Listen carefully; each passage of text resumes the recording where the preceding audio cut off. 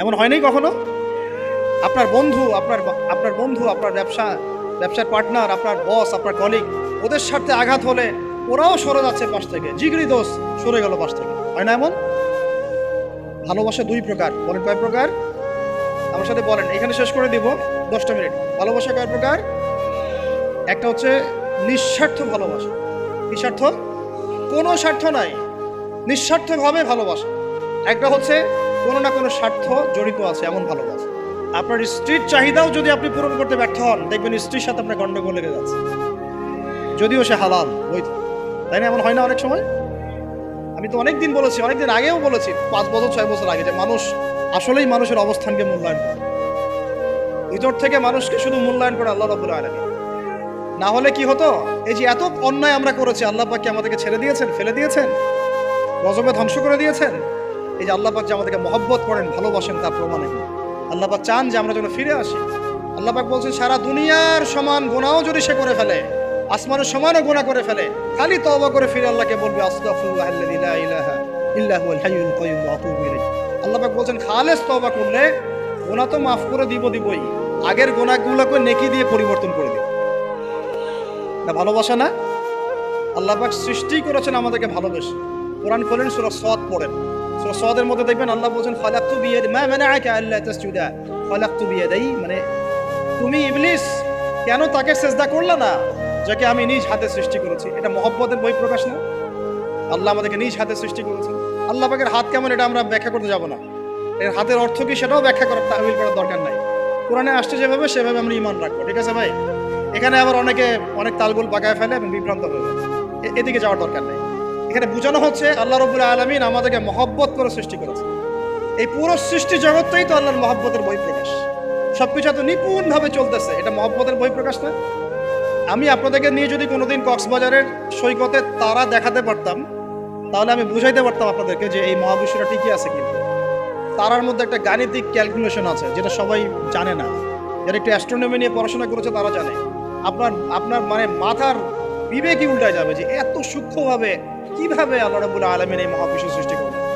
এক চুল এদিক ওদিক হলে পুরো বিশ্ব কায়নাত ধ্বংস হয়ে যায়। এটা কি আল্লাহ পাকের মহব্বতের পরিপ্রকাশ না? আল্লাহ পাক তো বরং বলেছেন পুরো সৃষ্টি পরিবারটাই আল্লাহর আহাল, আল্লাহর পরিবারের অন্তর্ভুক্ত। সুবহানাল্লাহ। এমনকি আল্লাহ পাক আমাদেরকে বলেছেন, তোমরা জমিনবাসীর সবার উপর রহম করো, ইরহামু মান ফিল আরদ ইয়ারহামুকুম মান ফিস সামা। তোমরা সবার উপর রহম করো, দয়া করো। দয়া রহম এটা তো মহব্বতের একটা অংশ। তোমরা সবার উপর দয়া করো, রহম করো, মহব্বত করো। এটা কি হবে? তাহলে আল্লাহ পাক আসমানে যিনি আছেন, আল্লাহ পাক তোমাদের উপর রহম করবেন। আমরা সেই মহান সত্তার ভালোবাসার থেকে বের হয়ে হারাম এই যৌন ভালোবাসার দিকে যাওয়ার চেষ্টা করছি। আসলে এটা ভালোবাসা না, যৌনতা, এর দিকে যাওয়ার জন্য এইসব করছি। আল্লাহ পাক আমাদেরকে মাফ করে যেন হেদায়েত দান করেন। আল্লাহ পাক কত ভালোবাসেন এটা নিয়ে বলতে গেলে আজকে রাত শেষ হবে। দেখেন, আল্লাহ রাব্বুল আলামিন আদম আলাইহিস সালামকে সৃষ্টি করেছেন, করে সমস্ত নাম শিক্ষা দিয়েছেন। নাম মানে হলো ইলম। নাম মানে কি? ভালো না বাসলে আল্লাহ পাক কাউকে সবচেয়ে সেরা কিছু দান করেন। সূরা ৩ আল্লাহ পাক কি বলেছেন? ওয়া তিনি ওয়াজ জাইতুন, এগুলো শপথ করে, লাকাদ খালাকনাল ইনসানা ফি আহসানি তাকওয়িম। মানুষকে সবচেয়ে শ্রেষ্ঠ কাঠামো আল্লাহ পাক দিয়েছেন, দেন নাই?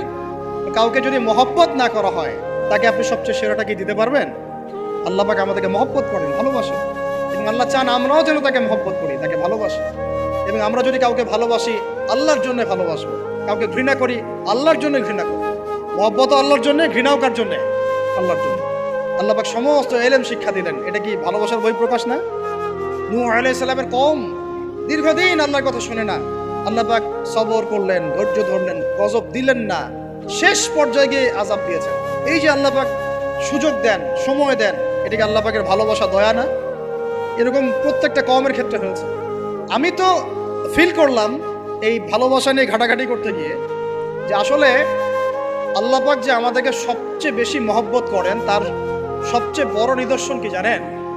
আমাদের কাছে আল্লাহ রাব্বুল আলামিন আল কোরআনের মতো কিতাব নাজিল করেছেন, আর আমাদেরকে আল্লাহ পাক নবী মুহাম্মদ সাল্লাল্লাহু আলাইহি ওয়াসাল্লামের উম্মত বানিয়েছেন। আল্লাহ পাক যে নবী মুহাম্মদ সাল্লাল্লাহু আলাইহি ওয়াসাল্লামকে এই দুনিয়াতে পাঠিয়েছেন না, এটাই সবচেয়ে বড় মহব্বত, সবচেয়ে বড় রহমত। কারণ তার সুন্নতে এমন কিছু নাই যেটা আপনি খুঁজে পাবেন না। আর তিনি আমাদেরকে যে মহব্বত করতেন, মুহাম্মদ সাল্লাল্লাহু আলাইহি ওয়াসাল্লাম আমাদেরকে যে মহব্বত করতেন, তিনি আমাদেরকে বলতেন যে আমরা তার ভাই। আমরা তার কি ভাই? মানে কি মায়ের পেটের ভাই? এটা বোঝানো হয় না। একটা হাদিসে তিনি বলেছেন আমি তো পিতৃতুল্য। তার মানে কি সত্যি সত্যি বাবা সন্তানের সম্পর্ক? রুহানি পিতা। তিনি কি ইমাম নন?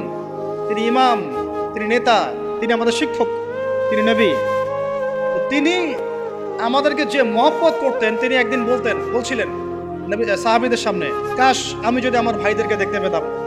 সাহাবীরা বলছেন, ইয়া রাসূলুল্লাহ, আমরা কি আপনার ভাই না?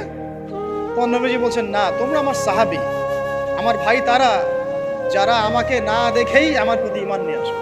প্রত্যেক নবীকে আল্লাহ পাক একটা দোয়া করার চান্স দিয়েছে। কয়টা ভাই? এমন একটা দোয়া যেটা করলে আল্লাহ পাক কবুল করবেনই করবেন। করলে আল্লাহ পাক কি করবেন? অবশ্যই কবুল করবেন। নবী সাল্লাল্লাহু আলাইহি ওয়াসাল্লাম বলছেন যে সমস্ত নবী এই দোয়াটা পৃথিবীতে করে ফেলেছে। আমি এই দোয়াটাকে মুলতবি রেখেছি যে কাল কিয়ামতের মাঠে আমি আমার উম্মতের জন্য সুপারিশ করব ইনশাআল্লাহ। এবং নবী সাল্লাল্লাহু আলাইহি ওয়াসাল্লামের সুপারিশে বহু কবিরা গুনাহগার মুসলমান যারা জাহান্নামের ফয়সালা হয়ে গেছে, তাদেরকে আল্লাহ পাক কিছুটা শাস্তি ভোগ করেন হলেও আবার জান্নাতে নিয়ে আসবেন। তিনি আমাদেরকে মহব্বত করেন না? করতেন না? চিন্তা করে তাহলে আমরা তার দিনকে কি মহব্বত করলাম? আমরা তার হুকুম হাকামের বিধিবিধান সুন্নতে কি মহব্বত করলাম? চিন্তা করেন। একটা হাদিসে নবীজি স্পষ্ট করে বলছেন এটা আমাদের জন্য একটা কষ্টি পাথর। এটা একটা কি কষ্টি পাথর। তিনি বলছেন, লা ইউমিনু আহাদুকুম, তোমাদের মধ্যে কেউ মুমিন হইতে পারবে না। কি হইতে পারবে না? মানে প্রকৃত মুমিন হইতেই পারবে না তোমরা। এ আমার উম্মত, তোমাদের মধ্যে কেউ প্রকৃত মুমিন হইতেই পারবে না যতক্ষণ না হাত্তা আকুনা আহাব্বা ইলাইহি মিন ওয়ালিদিহি ওয়ালাদিহি ওয়ান নাসি আজমাইন, যতক্ষণ না আমি মুহাম্মদ সাল্লাল্লাহু আলাইহি ওয়াসাল্লাম তোমাদের কাছে নিজের কি সন্তান, নিজের বাবা মা এবং সমস্ত মানব জাতির থেকে বেশি প্রিয় না হচ্ছে।